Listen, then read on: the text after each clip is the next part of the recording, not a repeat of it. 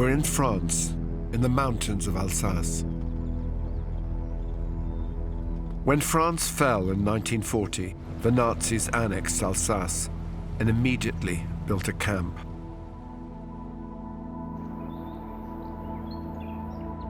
"22,000 people died here.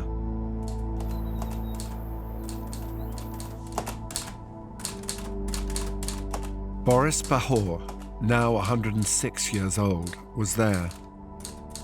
He's the oldest known survivor of the concentration camps. 20 years after the war, he went back. The pine forest, that dark green shield that concealed the bunker and barracks and oven.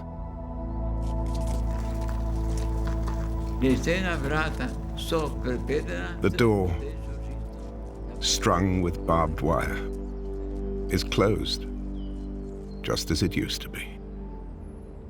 Nothing has changed. Only the guards are missing in the towers. You still have to wait at the door.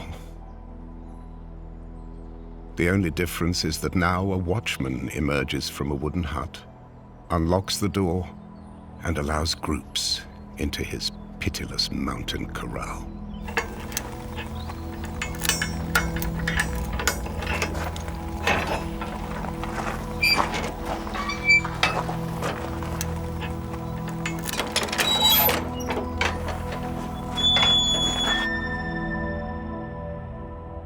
It was the first camp to be discovered by the Western Allies in November 1944. The prisoners had only just been moved out.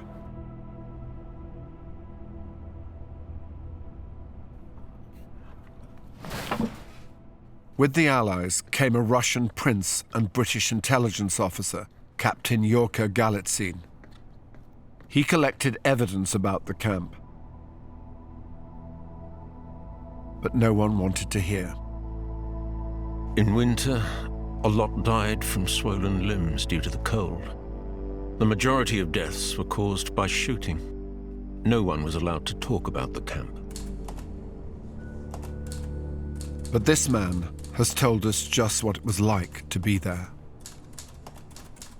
After going back to the camp, he wrote his extraordinary book, Necropolis, City of the Dead. It's absurd, but I almost feel that the tourists can see the striped jacket wrapped around my shoulder and hear my wooden clogs crunch on the gravel. This is a sudden flash, the kind that confuses past and present. This is his story.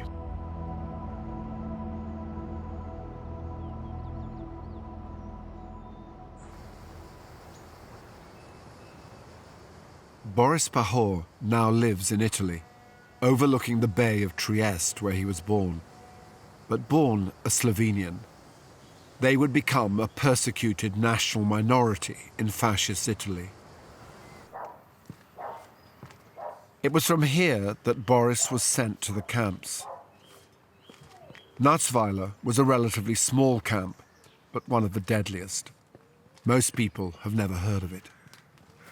Rather than Jews, it held mainly political prisoners, resistors to Nazism, like Boris. His story encapsulates so much of the history of Europe that is still being played out today. I want to say how much I admire what you write and what you have done throughout your life. Davno izjavo kolega še ni bilo tukaj, da vsako leto se človek spominja žrtev pretekle vojne. Jaz samo to želim, vsako leto, ko cela Evropa slavi smrti, trpljenje, mora poleg Judov omenja tudi taborišča nemška. Smo morali v taborišču delati, smo umirali od lakote od dela, noben taborišnik ni bil niti eno minuto brez dela. We died of hunger, we died of work and of illness. Ma se bo usedel, jaz bom pa tle zraven, prav? Shall you sit down? Okay, how did he survive? A vam je vaš mali prst vas je rešil? Moj prst ga je rešil, je bilo, da jaz sem šel k njemu in ta darovnik, ki je prišel obedovati rane, mogoče polovico bloka, da vrste, ki je čakala, eni z nogo, eni z ritjo, eni s hrbtom, eni z glavo, eni z oko. Čakaj, da bo on prevezal, ne? Ta zdravnik je bil primarij v Oslu, kot v žuli, ko so ga aretirali na Norveškem Nemci. Ko je prišla vrsta na mene, ne? On se je čudil, da jaz njemu odgovarjam po francosko. Kako si se ti navadil tako francosko, zato ker si Italijan? Jaz sem rekel, oprosti, najprej začnemo pri Italijanu. Jaz nisem Italijan, jaz sem Slovenec. Je rekel, ja, torej, če si Slovenec, tukaj imamo regiment Rusov, Poljakov in Slovence in Hrvate in Čehe. In torej tukaj te ljudi, verjetno ti jih razumeš bolje kot jaz. Jaz sem rekel, to prav gotovo. Jaz sem bil pri tem prevajalcu, pri tem Norvežanu. In so me naredili za bolničarja pri Triski. Ravno tja, kar je najhujše. In Natzweiler, prisoners who were artists recorded the horrors of what they saw and experienced. Zdaj so pišala pred mano. I am standing before the gallows now, its wooden beak jutting greedily into the sky. One of the artists even drew Boris. Maybe it's just as well there was no camera in the camp. No movie screen could ever show the state of a man convinced that his neighbor just got a half finger more yellow liquid in his tin cup than he did.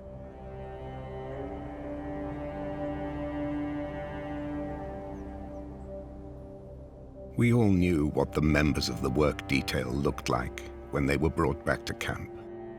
The majority couldn't get down from the trucks themselves.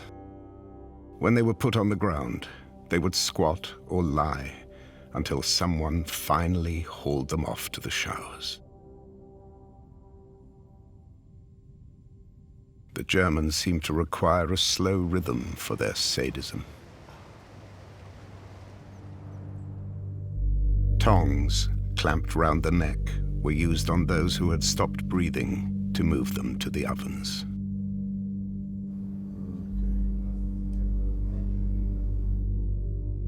Of the 52,000 people who passed through this camp, nearly half died.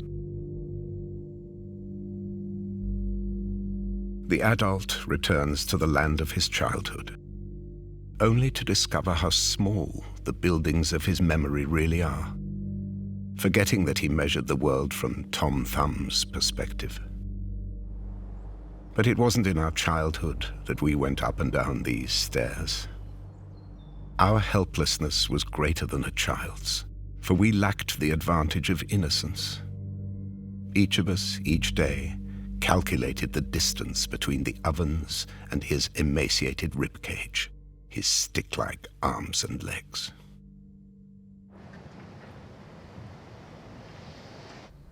Boris, a Slovenian, was born into a tolerant, multicultural Trieste on the brink of World War I.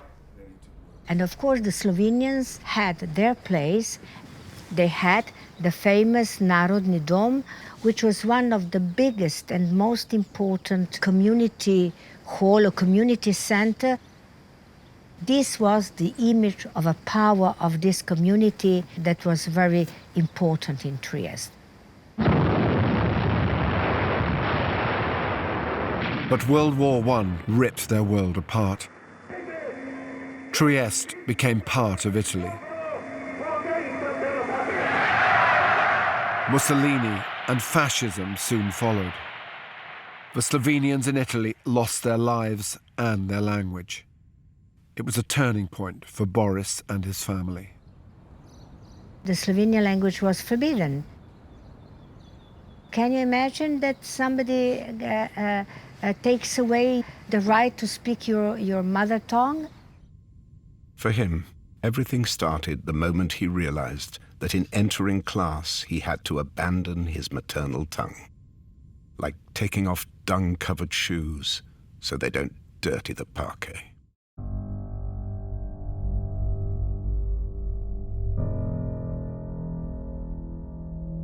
The Slovenians' home from home, their precious place, Narodni Dom, was burned down. A group of black shirts, fascists, burned this Slovenian symbol. Boris Pahor was 7 at the time, and he could see this red burning building. The building where our parents used to take us to see plays for children. Konec sveta, gospa. Jaz nisem razumel, kaj je konec sveta, dobro. Koliko sem jaz razumel, kot fantek, ki ima 7 let, je zame to bil konec sveta. We were taught to expect only evil. Evil, thorough and apocalyptic. The child who was once caught in the panic of a crowd as he helplessly watched the flames had his vision of the future ruined forever. He came again and again to this memory. He never really recovered from it till he put everything down in his novels. That's probably why all his novels are autobiographic.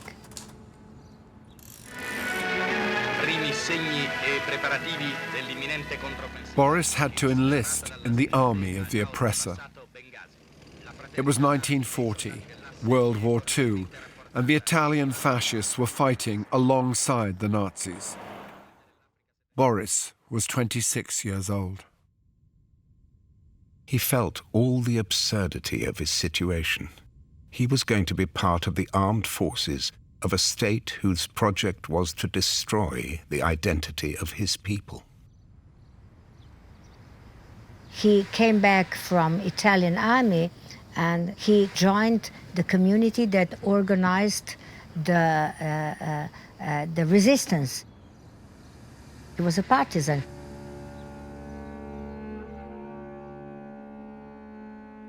When Italy collapsed, Trieste fell into the hands of the Nazis. Now Boris was resisting them. Preden so me aretirali, mogoče 2 tedna prej, sem pristopil k Narodnemu osvobodilnemu, domov so me prišli iskat domobranci.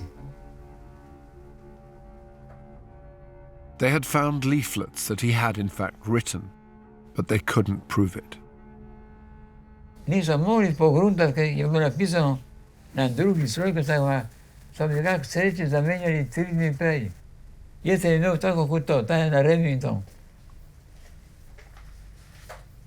Vse so prišli iskat na trg Oberdan.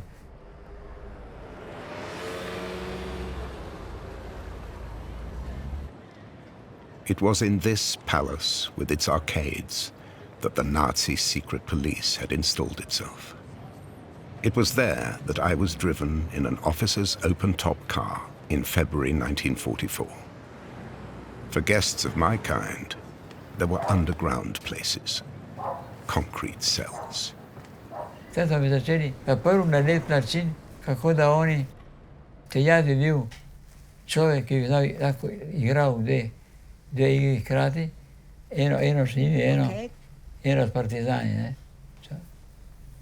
Ampak, ko je videl, da jaz nekako na to idejo, da predlagam neki sporazum, nisem prišel, je rekel, ja, mi je žal, ampak bom moral pa početi drugače začeti, ne. In začel z enim jermenom ali bicem z usnja, ne. Šel na uno, na desno, eden na levo in vsak svoj bič, po tem mojem telesu. Ne. Jaz sem kričal, ga ni verigalo. Oni so imeli radio odprt in tako naprej. Ampak ni bilo hujšega, to se in zadnjo plat sem imel kot ena zebra, ko sem prišel spet v zapor in tako naprej. Saj me niso z elektriko, ne. Če bi imel z elektriko, kako so kakšnega drugega komunista, in sam ne vem, če bi znal molčati, ne.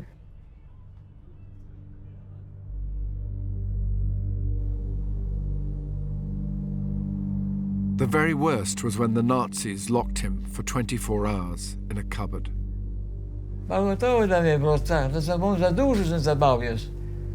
Iz duša. Se bi jaz zadušil, izgubim zavest. In se najprej pribudim, grem na uni svet, nekaj. Bi vzeli ven mrtvega.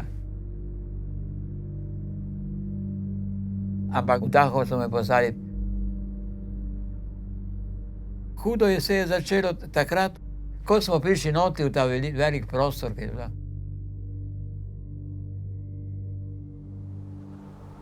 Sneg je bil povsod, mraz je bil ne vem koliko pod ničlo, ne, jasno ne. So ti dali rdeč trikotnik, je bilo potem treba napisati, odkot si prišel, to se pravi. In potem pa to je številko, tisto, ki je bila na mesti imena, pod tisti trikotnik. Tisto, da je zeblo, kjerkoli si bil.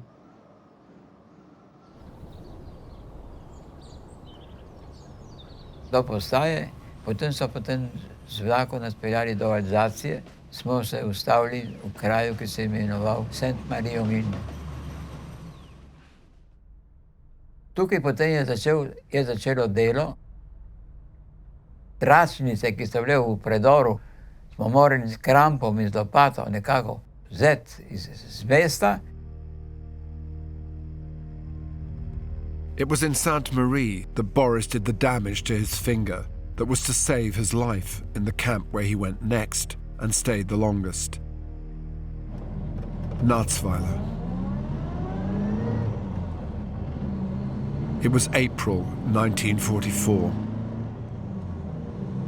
Je peljal kamion mene, in ki sem sedel na enem zaboju, ki je bil že en naš mrtev notri.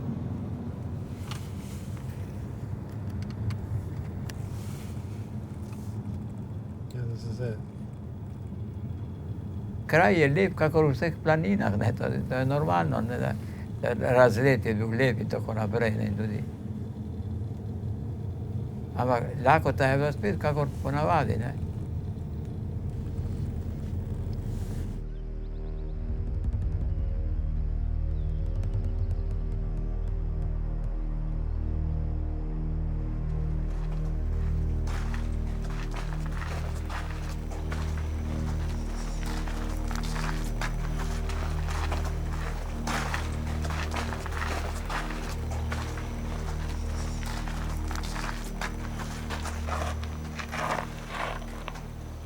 Prvo strah na Natzweileru, si prišel v zgornji del taborišča, kjer so bila vešala tam, ne, se te sprejela.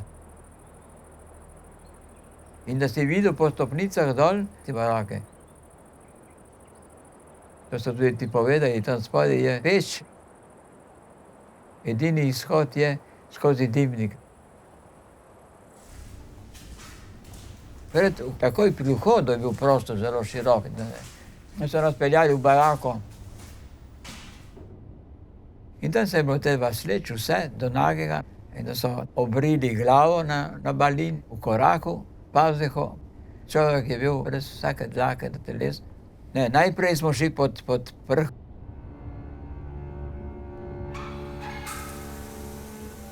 Now streams of water are released from the shower heads, and a thicket of bodies jostles in the warmth.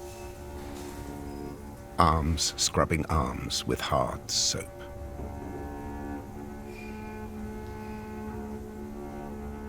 The body loves the countless warm tongues that lick it, and the memory of the night mountain air vanishes for a while. And we forget that beneath the shower room is an oven, and that night and day a stoker heaves human logs into it.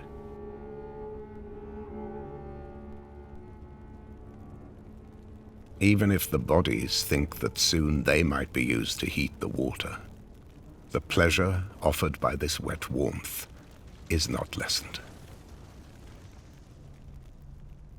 Su narita bojišće smrti u Franciji i hudio še smučari tudi. Se smuča tamo. Tudi danas hudio.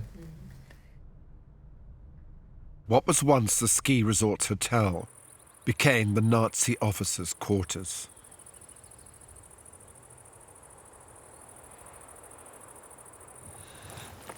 A local banker's house was requisitioned for the camp commandant. He had a swimming pool to relax in while the forced labourers staggered up the hill below.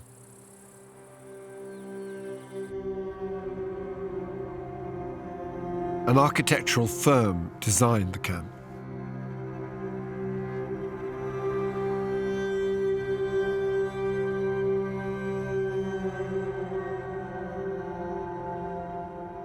Prisoners built it. On a choisi cet endroit. Cet endroit pour une raison toute simple. C'est qu'en fin 1940, un géologue SS qui s'appelait Bloomberg, il a trouvé à proximité ici une carrière de granit rose. Et Hitler cherchait des pierres. Nivu navaden kamen, ampak da imajo neko notranjo barvo tudi, ne vem. So zgradili palače iz tega kamna. On winter days, they lose their balance inside the skidding wooden clogs. But the block leader shrieks furiously, "Move, move," as he drives the striped stick figures out of the barracks with his club, and they topple over one another. When it was captured by the Allies, the conditions in the camp were documented by the British officer Captain Jurka Galitzine. Before the war, he had himself been a member of the Right Club, an anti-Semitic group with German sympathies. What he saw here opened his eyes. As the camp began to fill up, the plan of the Nazis unfolded. This camp was to be a distributing and restocking center for slave labor, with the idea of working the prisoners to death. When a batch could work no more, they were sent back to be put out of their misery, and a new batch was sent up to replace them. Dans un petit camp de concentration, on est tout le temps surveillé. Tout le monde voit tout le monde. En plus, c'est un camp qui est construit en pente. Quand on est en haut, on voit ce qui se passe en bas. Toute la journée, les détenus qui étaient mal nourris, qui étaient en mauvaise santé, qui étaient malades, ces détenus montent et descendent des escaliers. Et ils n'y arrivent pas.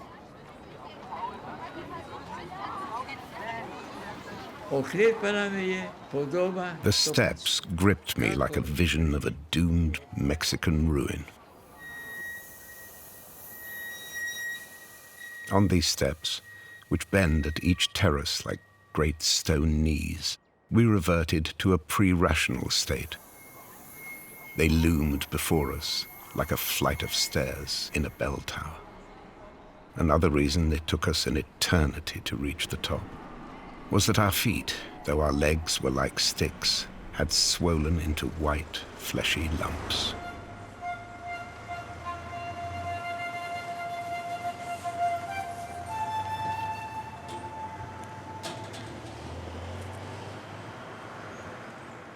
Under the clear, sunny sky, these images become implausible.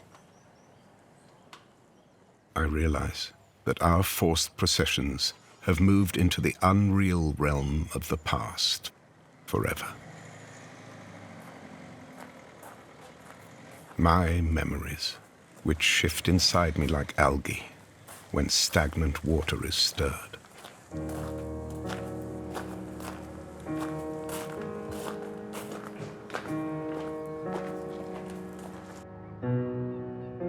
To, da človek ni mislil na krematorij, je skoraj bilo nemogoče, da ni mislil, kaj ga je imel pred sabo v času. Samo da je šel ven iz barake.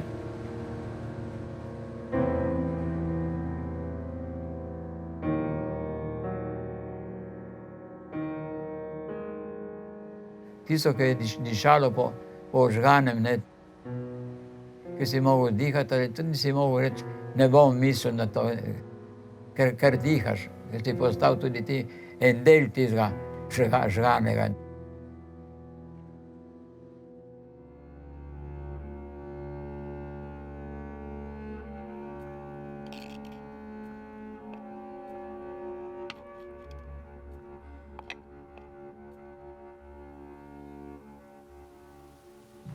Pour les détenus allemands, au moment de la détenu allemand qui mourait, il allait dans le four crématoire, on retirait les cendres et on prévenait la famille. On disait, voilà, votre fils est mort. Si vous voulez récupérer les cendres, c'est 50 Reichsmark ou bien 70 Reichsmark, vous avez le choix entre une urne en terre cuite ou bien une urne en métal. On vendait ça. Mais les autres, les cendres, on les gardait.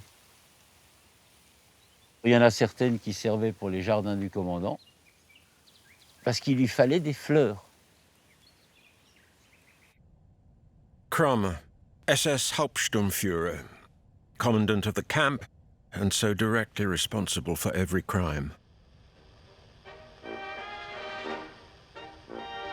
Qu'il lui fallait des fleurs. Il lui fallait un orchestre aussi.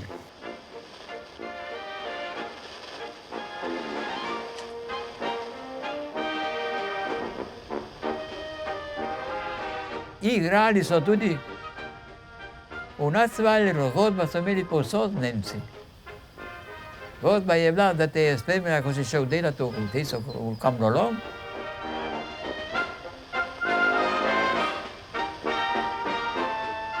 In godba te je prijela nazaj, zadovoljna, da si delal toliko ur, ne.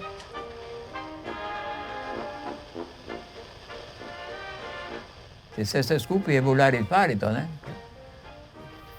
Tudi tista godba, ne.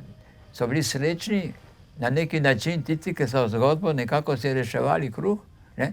Tako da niso hodili delati v kamnolom, ne.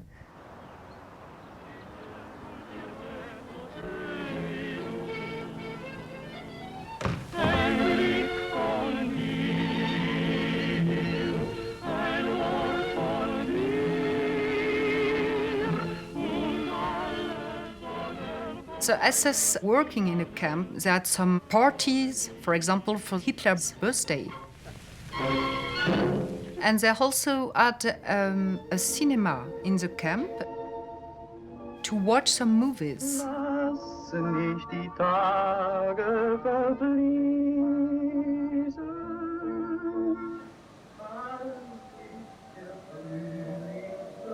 There is not a lot of entertainment on the mountains. That's why the commandant of the camp paid a lot of attention to the comfort and to the wellness of his men.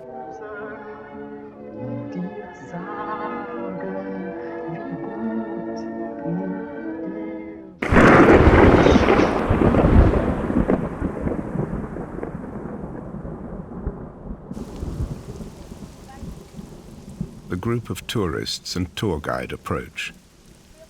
So I cross to the other side. They should be required to walk along the ledge down below on days when the terraces are in the grip of gloom, rain, and raging wind. Rainwater splashes your bare ankles. But a wet death is less violent and tyrannical than an icy one, especially if you have to run to the showers in the middle of the night as part of the battle against lice and typhus. Tifus je bil velik problem v taborišču, ne? Tifus. Ja, bolezen, driska.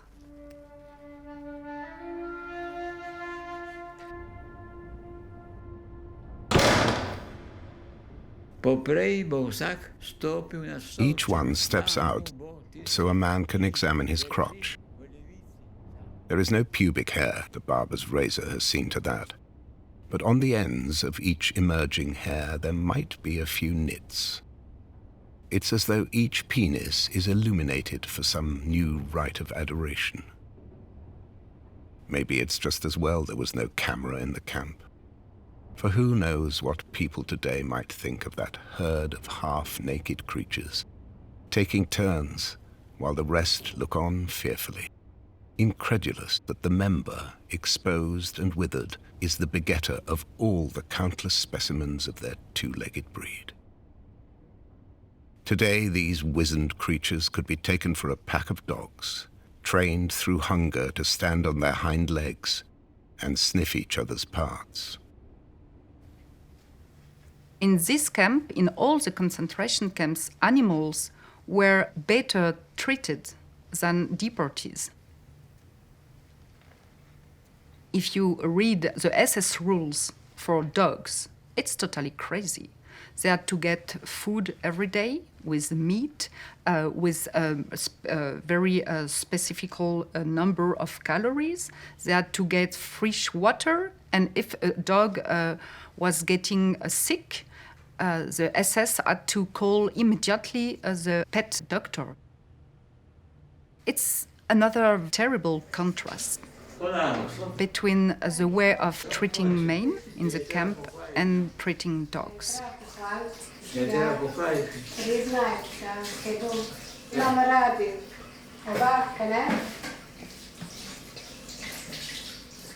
Cel samo lakoto.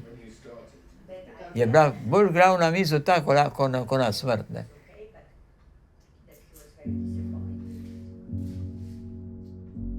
Ko ti našel nekaj dan to usta.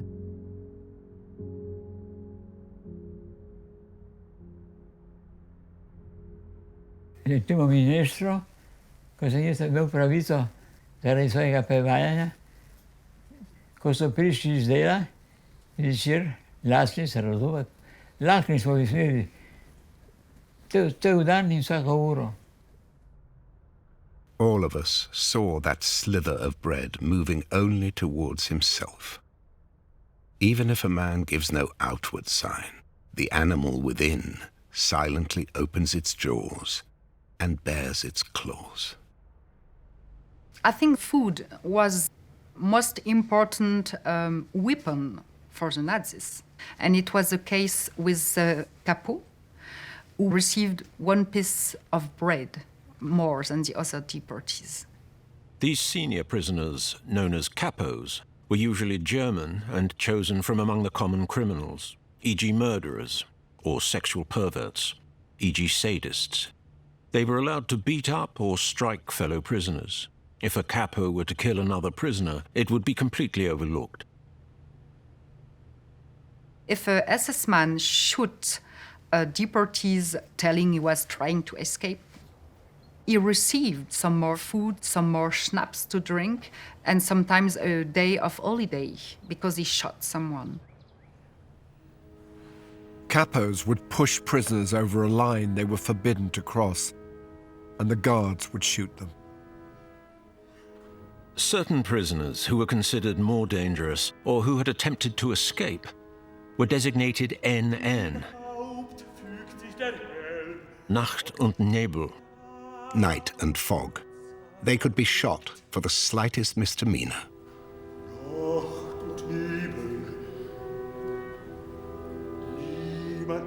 Dva velika N na plečih. Two big N's across your back, which meant you couldn't leave the camp. You were to stay and die within the territory demarcated by the barbed wire. Those symbolic words were taken from a Wagner opera. Nacht und Nebel gleich.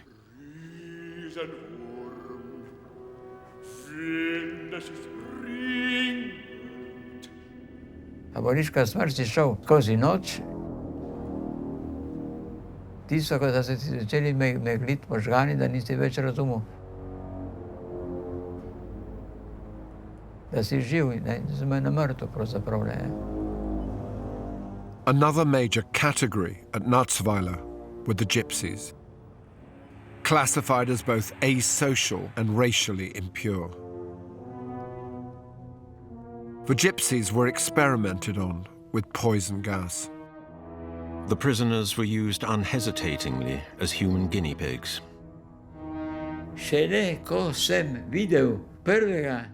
When I saw a gypsy lying on the concrete floor of the washroom and puzzled at the bluish froth coming from his mouth, I realized what a fate we had escaped. I can still see one of them, gasping for air like an old asthmatic. Whenever I walked past his bunk, his thin, handsome face would follow me, though he knew I couldn't help.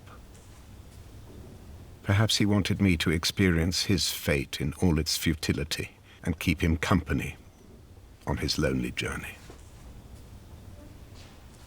There's the guide beside me again with his explanations. This, as you see, is the dissecting table. A professor from the University of Strasbourg performed his vivisections and bacteriological experiments here. And he made a point of visiting the camp to observe the state of the deportees who received varying doses of gas in the gas chamber, some taking more, others less time to die.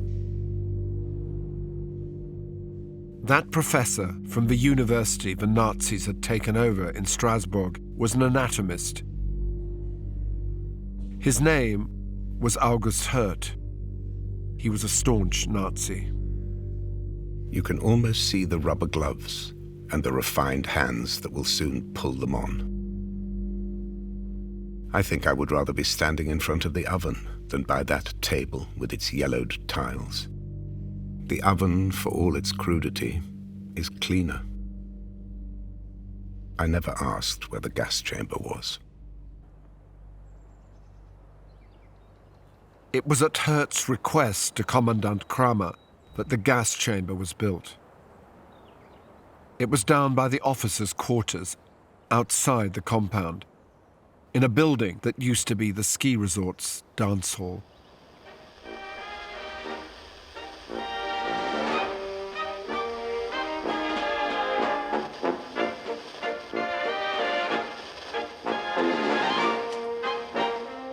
There were very few Jews in the camp. But in 1943, on the instructions of Himmler, the leader of the SS, 86 Jews were brought to Natzweiler from Auschwitz. They were selected by anthropologists and blood-tested first to be sure that they started out on their journey in good health. Commandant Kramer later testified to his role in what happened. I received the 80 inmates who had to be killed, and I started to take them to the gas chamber. The first time, about 15 women. I told these women that they had to go to the disinfection chamber. And I did not tell them they were going to be asphyxiated. Helped by a few SS, I undressed them completely and pushed them into the gas chamber when they were completely naked.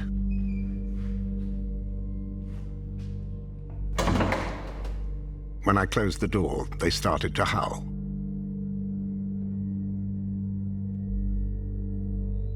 I introduced a certain amount of cyanide salt in a funnel that was to the right of the observation window. I lit the inside of the chamber with a switch, and I observed what was going on inside.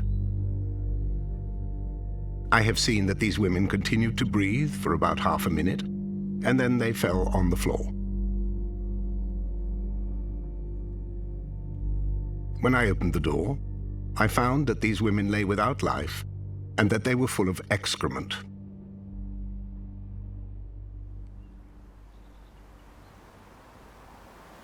Kramer, il vivait à côté dans la villa, il avait une piscine, il avait une femme, il avait des enfants, il allait au travail le matin, il rentrait le soir, il avait des invités, voilà. Donc tout ça, c'est Il y a un côté normal. I told the male nurses of the SS to put these bodies in a van the next morning so that they could be taken to the Anatomical Institute in Strasbourg. I did not know what Hurt was going to do with the bodies. I did not think to ask him.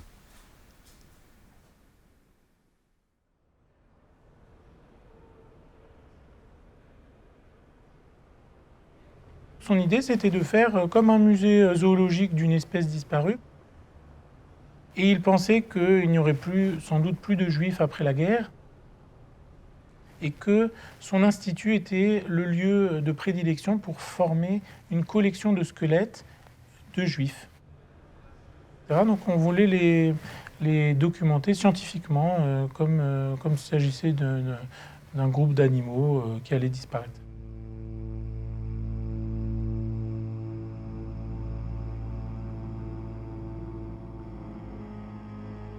Die ursprünglich geplante Skelettsammlung konnte nicht zugleich realisiert werden, weil die Macerationsmaschine nicht da war. Deswegen mussten sie die Leichen konservieren. Sie sind in Tanks in Werz eingelagert worden und sind dort geblieben bis zur Befreiung.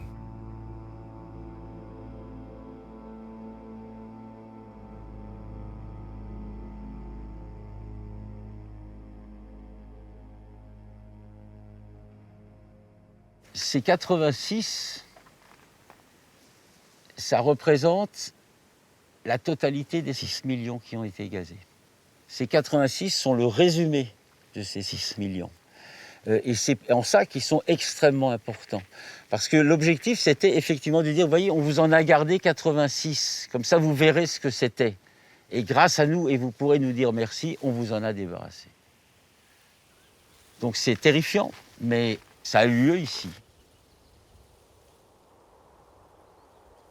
But by the summer of 1944, there were signs that the war was coming to an end. Some felt a new lease of life as the planes began flying overhead. The drone in the sky caused a mysterious shiver in the ribcage. It started, someone said, half in sleep. This'll get them out of bed in Munich.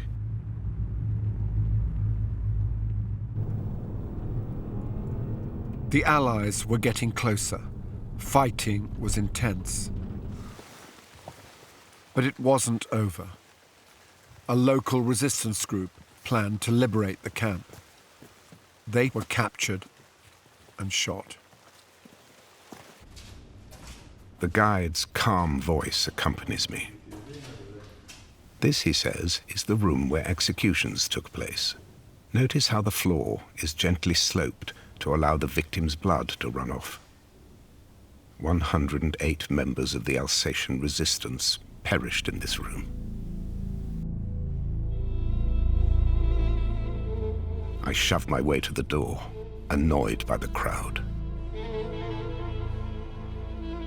Just 2 days later, the Nazis fled the camp, dragging the prisoners with them.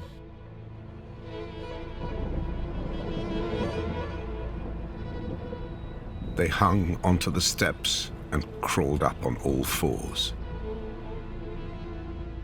Spindly water striders, scorched, knock-kneed spiders, as if each excruciating move was the last, in their effort to leave the place of evil.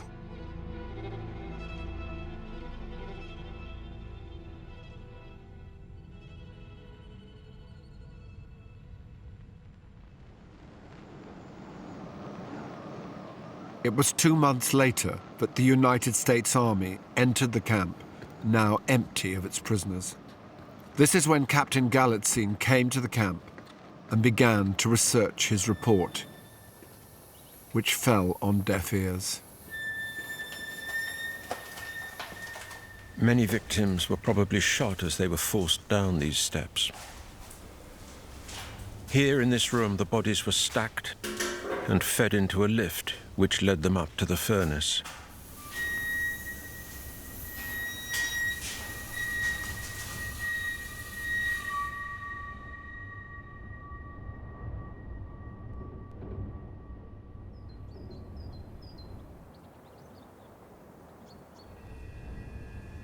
The bodies of the 86 Jews were discovered in tanks at the Nazi University in Strasbourg.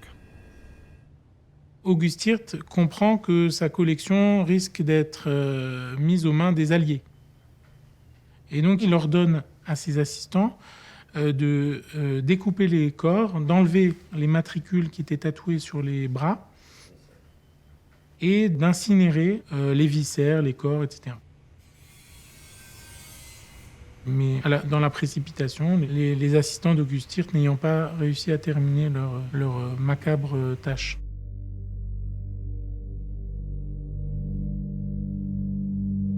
Professor Hirt went into hiding and killed himself.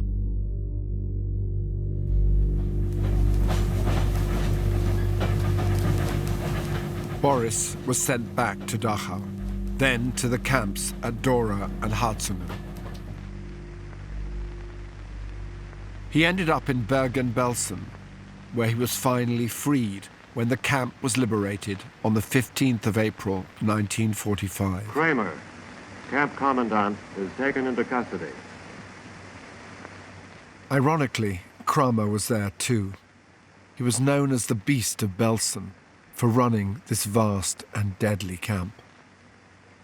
He was arrested by the British Army and put on trial as a war criminal. Most prominent of all, of course, the ex-commandant Kramer. The trial continues. When asked about the 86, Kramer's excuse was, "I was brought up that way." He was found guilty and executed in December 1945.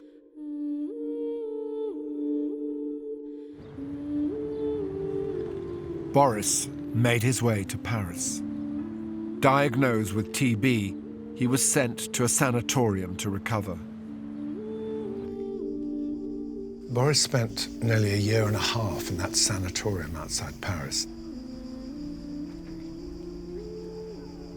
And after all he'd been through, he found love. She was called Arlette. She was his nurse. In his own words, he said he had recovered la volonté de vivre, the wish to live. They could help each other to live, even if only for a little while. "You have seen too much for human eyes," she said.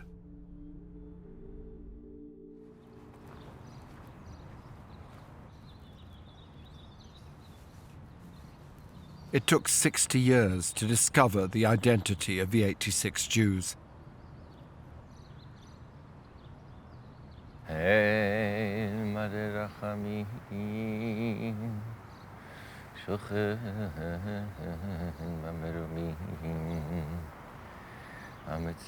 Now, all 86 names are emblazoned on the memorial at the Jewish cemetery in Strasbourg.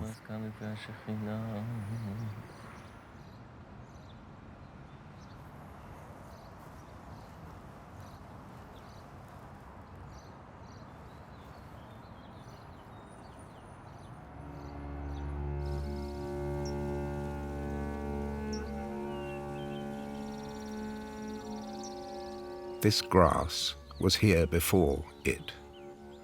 It was here the entire time that it lasted. And now it is here and just the same.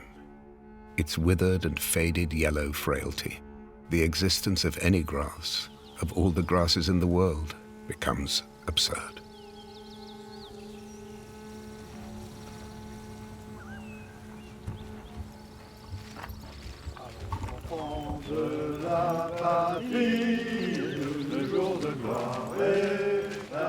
Every year, the French resistance fighters who were murdered at Natzweiler are commemorated too.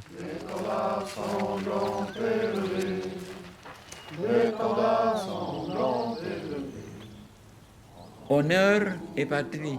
Honor and country. Ossa humiliata. Next to that, ossa humiliata, humiliated bones. Two phrases in which man has tried to condense the truth of an infinite reality.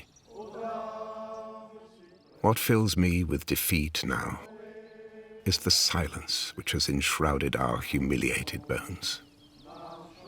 Those who swore they would disinfect Europe completely turned their attention instead to other, less noble interests. So Europe emerged an invalid, fitted with glass eyes, so it wouldn't frighten good citizens with its empty sockets.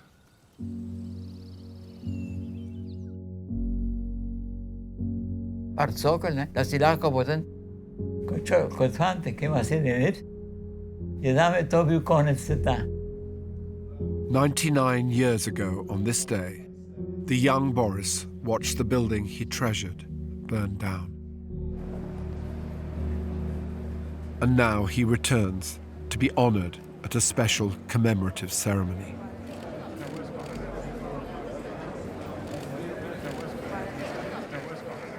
The building has risen again, but Boris's dreams for the future of Europe never quite came true.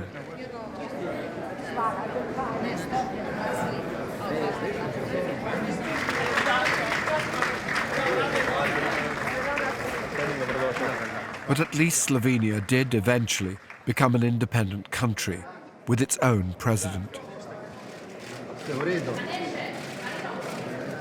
Boris Pahor, teh silovitih sprememb, ki smo jim bili priča, do osvoboditve izpod nacifašizma, ki je prinesla neko upanje, vendar je pustila za seboj razdeljeno Evropo. Ni potrebno, da ne zapiramo meje zato, da bi ohranili sebe, zlasti znotraj evropske družine, odpreti in paziti na drugega. In se mi zdi, da je živa priča vsega tega zavzemanja za pogumno, tudi ponosno lastno identiteto na eni strani in odprtost do vseh drugih identitet, Boris Pahor. Ravno kar sem jaz pri Fidriji. Hvala.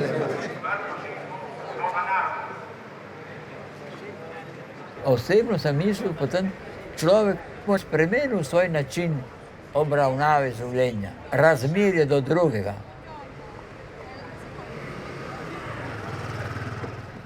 Kaj smo mi doživeli? Mi smo doživeli Hirošimo in Nagasaki in potem po vojno življenje smo imeli to vojno brez orožja 20 let. Kaj je bilo to življenje, za katerega se je splašalo biti v taborišču? Ne? Tisto, kar je človeku dalo upanje, ko sem se zaljubil, sem imel zelo rad in ona mene. Jaz sem začel upati v človeštvu. To je bila ljubezen.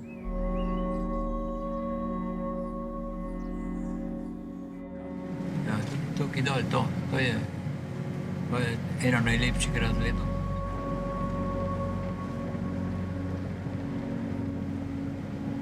A to je lep dan,